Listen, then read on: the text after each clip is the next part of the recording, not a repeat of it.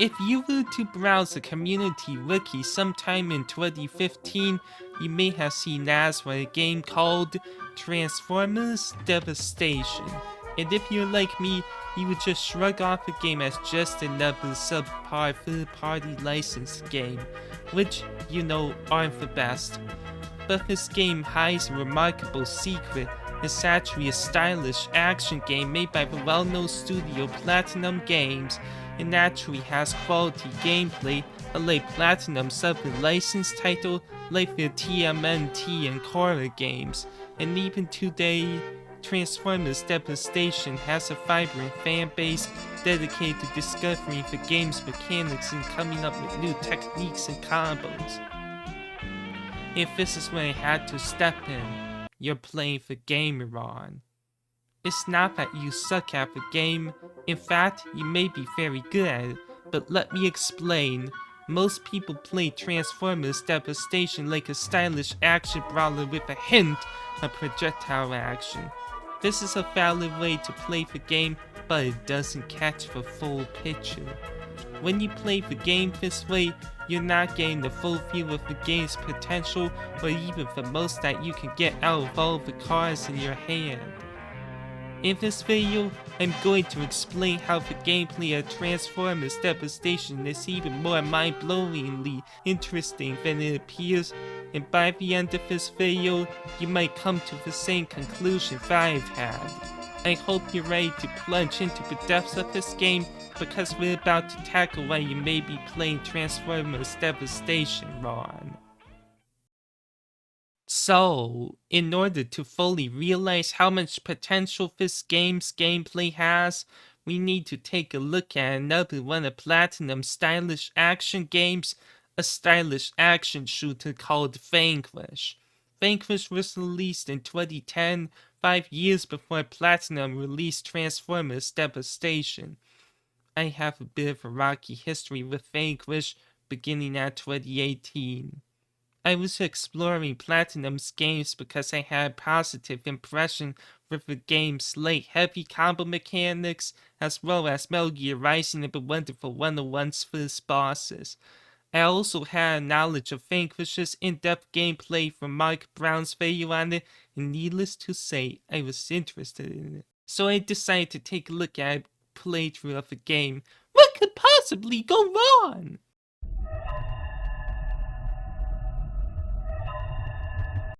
So yeah, I got PTSD and thought Vanquish was some psychological horror shooter, and it wasn't until December 2023 when I actually saw the rest of the game and realized how much of a cheesy action game it was.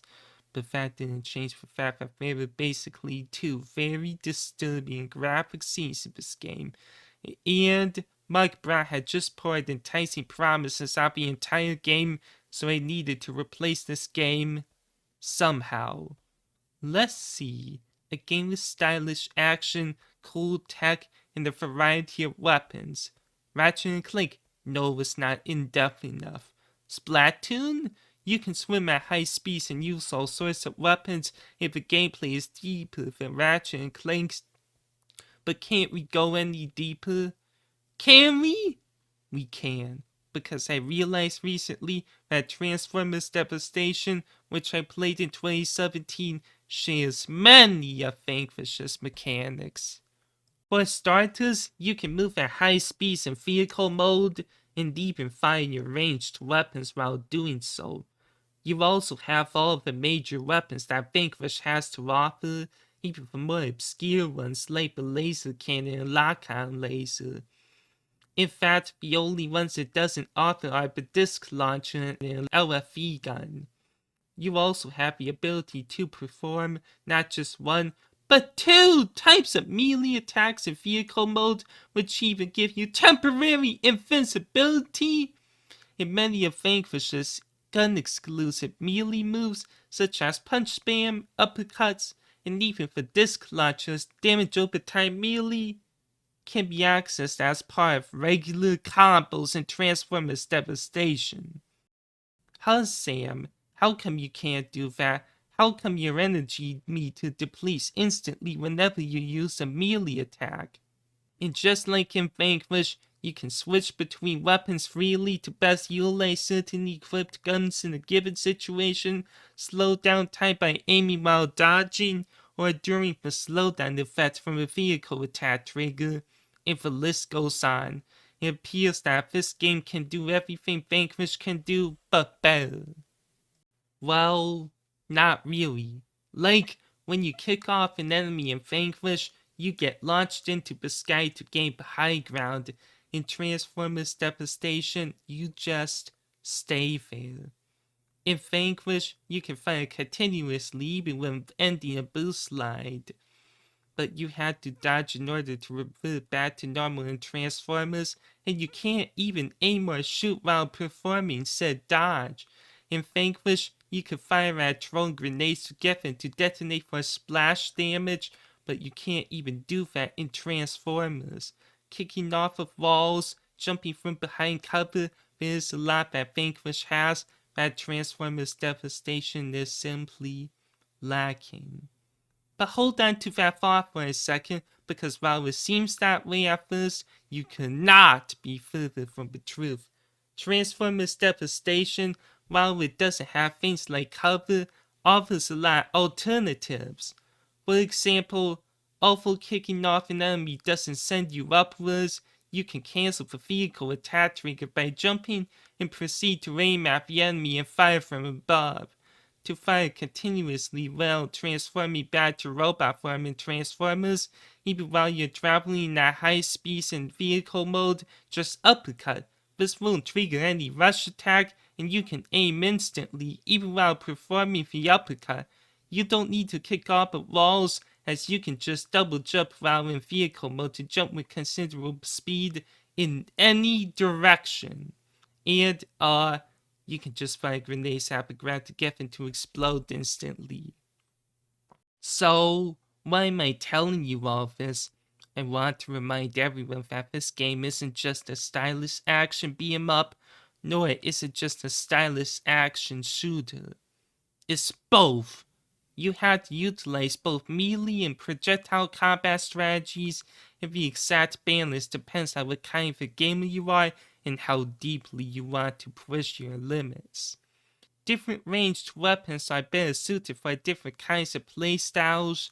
For example, machine guns are superb at firing at enemies while traversing in vehicle mode, but laser guns aren't as good at that, due to the sheer effort it takes to aim due to their precision.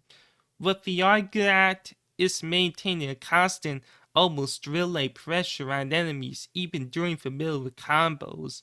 In fact, some weapons can completely modify how you would play the game for better or worse, like if you offset a melee combo with a shotgun instead of a blaster.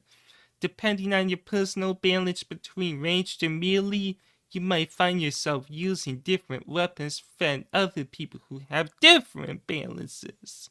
And remember when I told you about how you could kick off an enemy, jump, then fire from above? Well, with vehicle attacks, you can perform all sorts of attacks, jump, then fire at enemies with a weapon of your choosing. Perhaps you could perform a donut attack to launch a packed group of enemies to your left before launching gobs of gel at them with a gel launcher. Or perhaps you could perform an uppercut before blasting them away with a shotgun or spamming machine gun fire in their direction.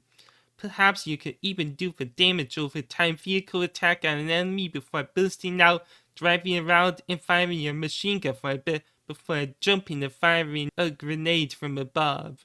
Note that all of these vehicle attacks are merely combo finishers, meaning that combos play just as much of a role as ranged weapons.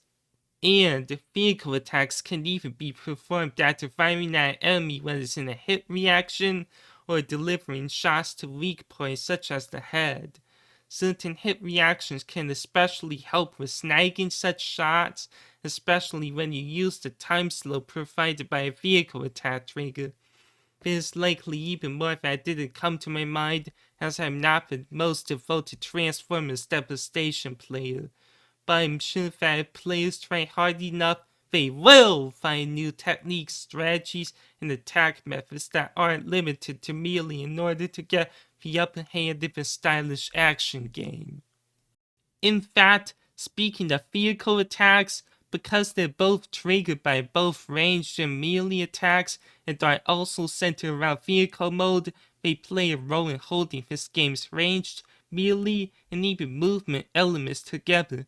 For instance, a vehicle attack gained from firing at a weak point can help you get up close to an enemy so you can do a melee combo, and a vehicle attack gained from performing a melee combo can be followed up by driving around an enemy while firing away. In fact, you could even do an endless loop using the two techniques I just mentioned. At least the Decepticon you're beating up runs out of HP. And even if an enemy dodges a vehicle attack of yours, you can choose to remain in vehicle form in order to attack them with a rush attack. Other examples could be using the vehicle attack trigger's previously mentioned time slowing function to fire weapons and slow time after a melee combo, or more obviously, firing at an enemy while it's in a hit reaction. As for elements such as movement, you can transform in mid-air, either manually or as a vehicle attack, and hold the button to rev at an enemy like Sonic's spin dash and smash, before zooming away in vehicle mode and performing rush attacks, firing away with machine guns or doing who knows what. If it wasn't for vehicle attacks, the two methods of attacking enemies, or even the game's movement options, wouldn't be as connected. Other examples of how connected the realms of ranged and melee are include ranged combos offsets, and even status effects, some of which can be applied by both melee and ranged weapons. A long time ago, I was playing the game once, used a charged attack from a cryo-type weapon to knock a heavy weapon's Decepticon away, then sniped them with a freeze rifle. To my surprise, they were frozen instantly, and I zoomed over there to deliver a combo. Another interesting technique happened more recently. I once used a donut vehicle attack, launching an enemy towards a wall to my left and splatting them against it, so I fired at them with my machine gun.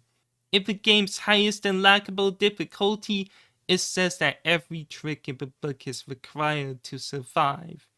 Given all that we've discussed so far, that is definitely the case. If you want to push your combos to the limit, you have to take range, melee playstyles, enemy behavior, vehicle and rush attacks, movement, and much more into account. I feel that many who play this game don't see it for what it is, and as a result, they just enjoy playing Transformers Devastation and making combo videos about it, while skipping over much more combo gold that is just waiting to be unearthed. Well, until now that is, if you're a fan of Transformers Devastation, or even just the stylish action genre, I hope this video helped you to see how much potential this game has to offer. I really want to see more people playing this game to its maximum potential, and I believe this video will play a key role in that. It's actually really funny that a game as infamous to me as Vanquish would end up revealing the true potential of this hybrid stylish action game that appears to be licensed sewage water at first. Once you get past the brand marketing, you discover a dedicated homage to the original Transformers cartoon that contains not just one, but multiple aspects of gameplay that create a completely unique experience. And if you want to take your combos to the max, you need to use the tools at your disposal to the max. It takes the right kind of mindset to recognize and master the game's mechanics, and once you have, you've got the touch. This was a video about the often overlooked aspects of Transformers Devastation gameplay. If you appreciated it, you are always free to like and subscribe. I'm excited for any new and improved combo videos that may come out after this video goes viral.